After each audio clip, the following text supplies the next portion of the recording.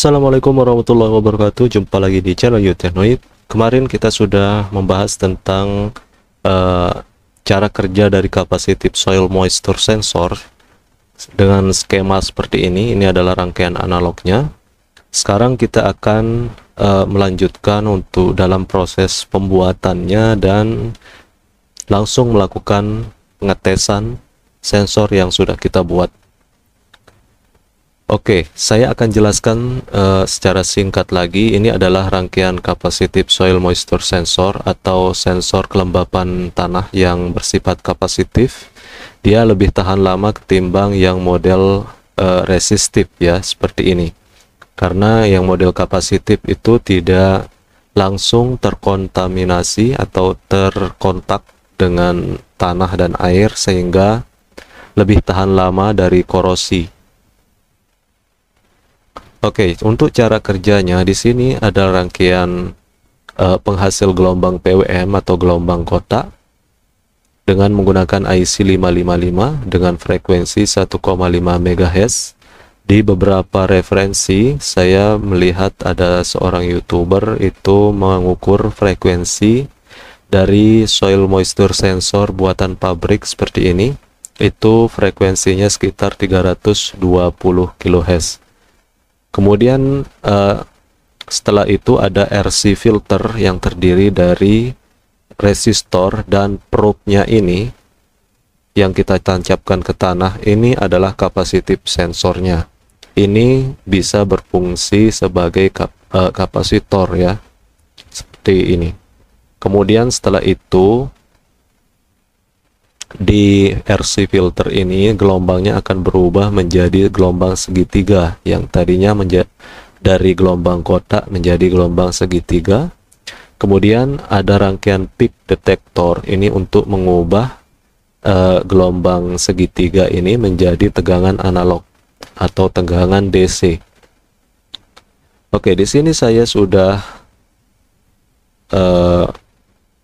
membuat programnya menggunakan ESP32 yang satu ESP32 itu bisa kita gunakan untuk membuat 4 kanal atau 4 channel sensor moisture ya, sensor kelembapan tanah.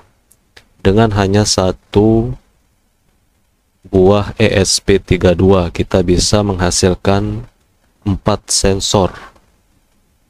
Nah, di sini teman-teman bisa lihat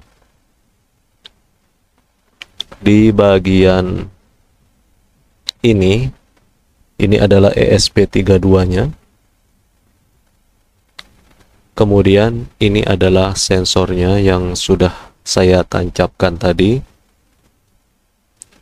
Sudah saya uji ya. Dan berhasil. Jadi ini bentuk probe-nya.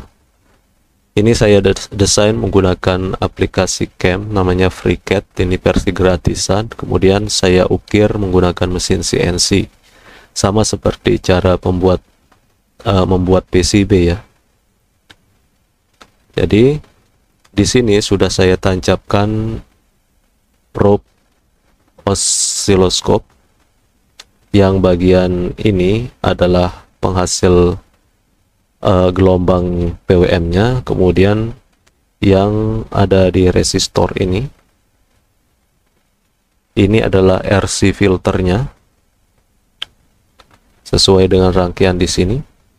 Kemudian outputnya ada di kabel biru ini sudah melalui rangkaian peak detector atau merubah gelombang segitiga menjadi tegangan analog.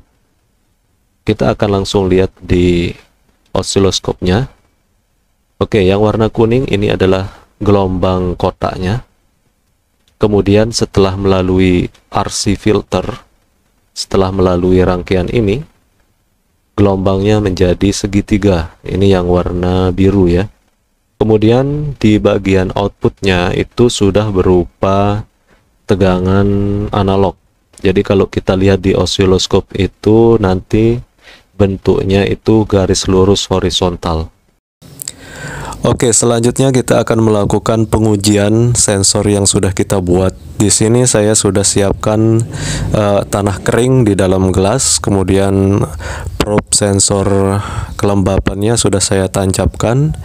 Nanti kita akan isi dengan air sedikit demi sedikit, dan kita akan lihat output dari sensor tersebut menggunakan multimeter atau voltmeter. Di sini saya akan pasangkan di outputnya di kabel biru. Kemudian kita akan lihat hasilnya. Kita bisa analisa nanti apa yang terjadi dengan tegangan outputnya dari sensornya kalau kita siramkan tanahnya dengan air. Dan tegangan awalnya ini saat kita tancapkan di tanah kering sekitar 2,5 volt. Kemudian nanti kita akan lihat tegangannya setelah kita isi air sedikit demi sedikit.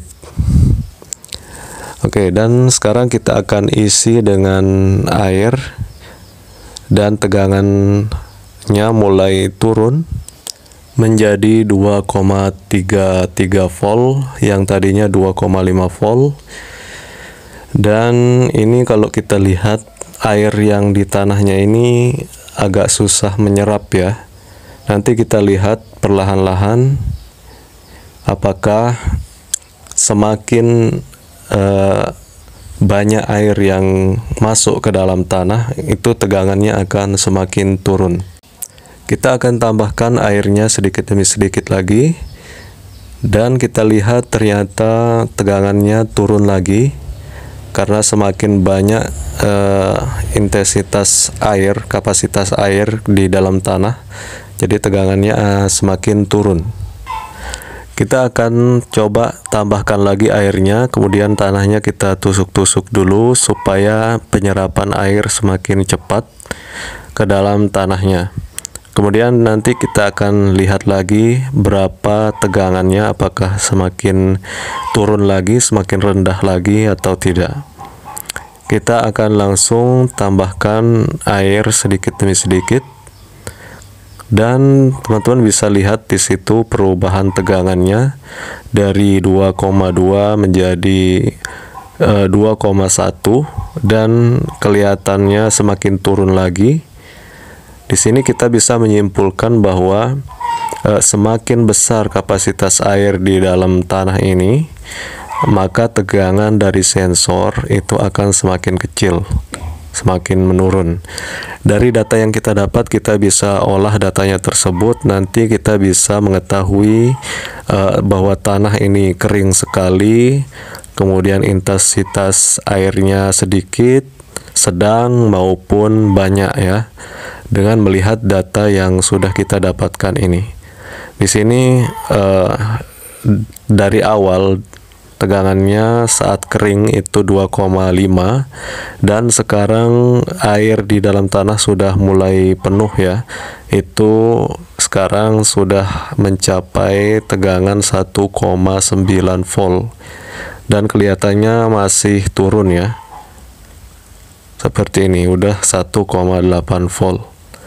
Oke, jadi seperti itu hasil dari output sensor yang bisa kita dapatkan. Artinya sensor yang kita buat ini sudah berhasil dan bekerja dengan baik. Semoga ini bisa menjadi referensi bagi teman-teman. Jangan lupa like dan share jika ini bermanfaat. Thank you.